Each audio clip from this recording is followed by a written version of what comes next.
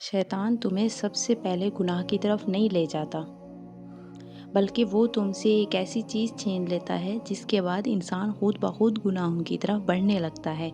اگر وہ ایک چیز تمہاری زندگی سے چلی جائے تو عبادت بوجھ لگنے لگتی ہے، دعا میں دل نہیں لگتا، اور دل آہستہ آہستہ سخت ہونے لگتا ہے۔ وہ ایک چیز کیا ہے؟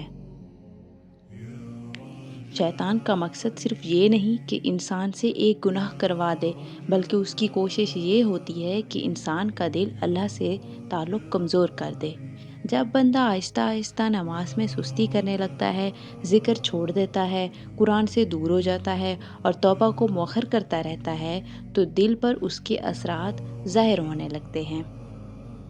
اسی لیے شیطان اکثر انسان کو چھوٹے چھوٹے بہانوں میں الجھاتا ہے۔ آج نہیں، کل سے عبادت کروں گا، ابھی وقت نہیں، بعد میں توبہ کر لوں گا۔ یہی تاخیر انسان کو اللہ سے دور لے جا سکتی ہے۔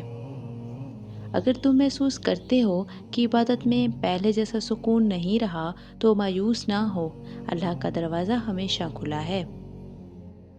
آج ہی ایک سچا فیصلہ کرو، ایک نماز سے آغاز کرو، چند آیات قرآن کی پڑھو، دل سے استغفار کرو اور اللہ تعالیٰ سے ہدایت مانگو۔ یاد رکھو، شیطان کی سب سے بڑی کامیابی یہ نہیں کہ تم سے ایک گناہ ہو جائے، بلکہ یہ ہے کہ تم اللہ کی رحمت سے نا امید ہو جاؤ۔ جب تک تم اللہ کی طرف واپس آنے کا ارادہ رکھتے ہو، امید باقی ہے۔